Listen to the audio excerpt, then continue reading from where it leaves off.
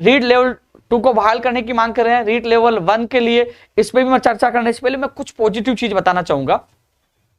जो नई second grade भर्ती का इंतजार कर रहे हैं, मैं सुबह SES शिक्षा विभाग पवन कुमार गोयल साहब जो IAS अधिकारी से मैंने मुलाकात की थी, मेरे सामने उन्होंने कानाराम जी को फोन किया था, जो निदेशक महोदय बीकानेर के, और उन्होंने कहा कि आज पूछा देंगे। शाम को उन्हें पता चला कि वो 9000 पदों की जो अभ्यर्थना है, जो 9000 की घोषणा हुई थी सेकंड ग्रेड की अभ्यर्थना, वो RPSC आज चली गई है।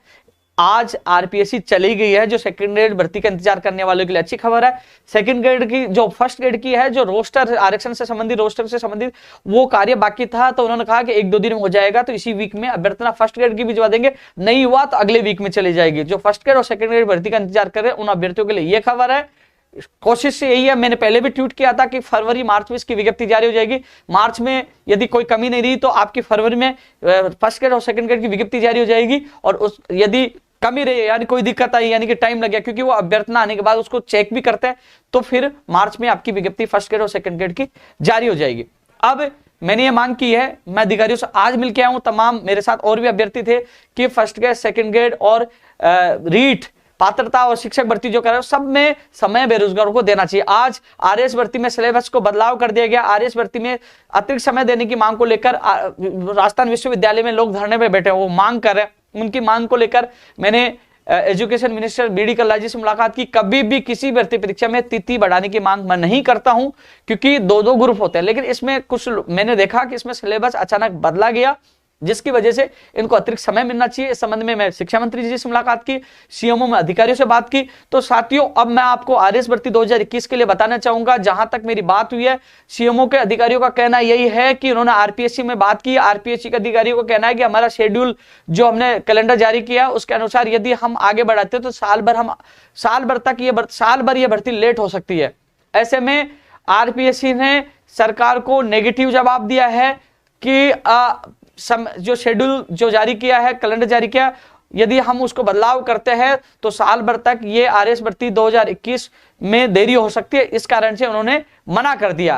अब आपका आंदोलन जारी है, अब इसका निर्णय सरकार को करना है, लेकिन आज की स्थिति यही है, RPSC की तरफ से सरकार को यह कह दिया गया है कि शेड्यूल में जगह नहीं है, ये लेट हो सकती है, फिर समय पे नहीं हो पाएगी ये भर्ती, साल 1.5 साल ये लेट हो सकती है। साल भर के लिए कहा, साल भर ये लेट हो सकती है, ये RPSC का कहना है।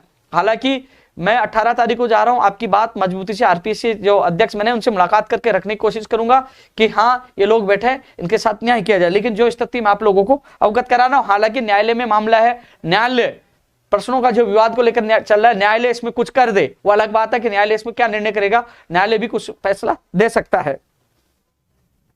साथियों, इसके अलावा जो मैं रीट पे बोल लेता हूं, फिर अन्य पे बोल लूंगा।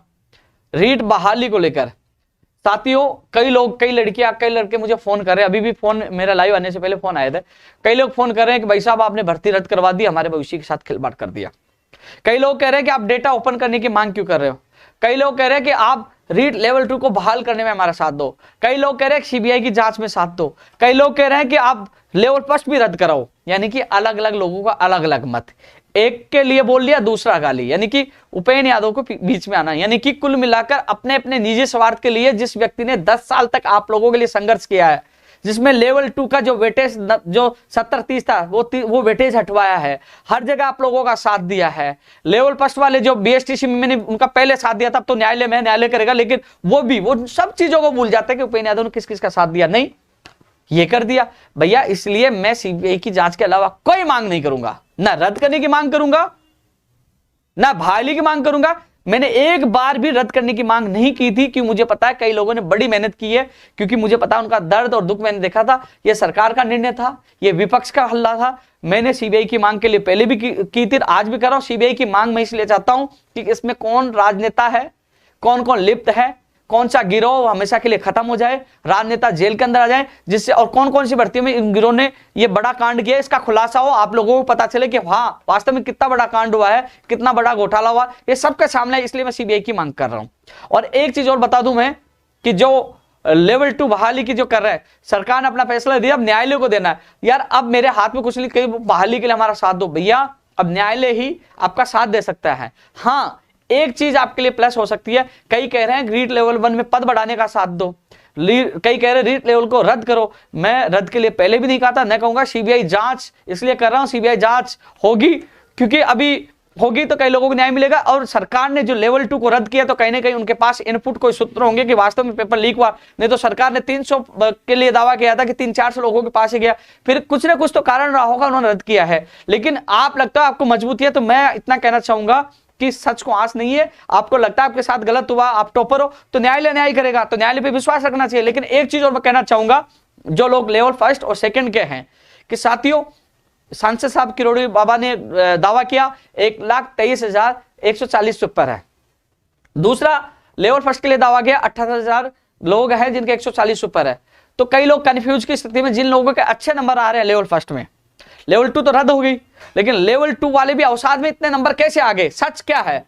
लेवल 1 में जो है कि मेरे 125 है, किसी के 132 है, किसी 130 है, वो भी कह रहे हैं कि लेवल रद्द नहीं हुई। लेकिन हम लोग लड़ तो रहे हैं, पदों की संख्या भी नहीं बढ़ रही है, लेकिन कट ऑफ 135 से ऊपर चलेगी तो हमारा क्या होगा? कई लोग ये सोच रहे हैं कि पेपर लीक हुआ या नहीं हुआ, किसके नंबर क्या है या कुछ नहीं है। कई क्या होता है कि गांव में मान लीजिए रमेश है, ठीक है, रमेश को पता है, रमेश ने पूरी मेहनत की है, लेकिन रमेश को पता है मुकेश ने कोई मेहनत नहीं की, वो जुगाड़ कर रहा था, वो कह रहा कि मैं तो पेपर लाऊंगा।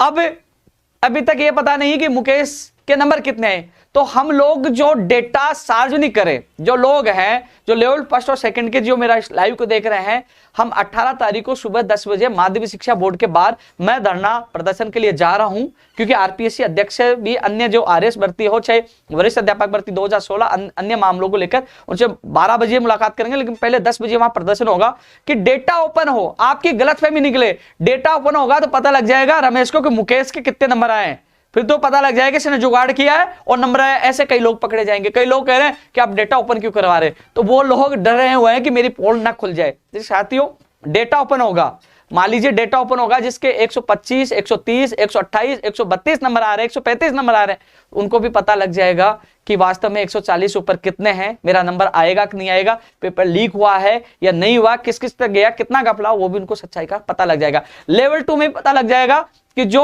300 का आंकड़ा सरकार ने बताया है और सांसद साहब ने बताया 1,23,000, जो आंकड़ा बताया वो सही है गलत है, कौन झूठा है कौन सही है, सारे सच्चाई सामने आ जाएगी।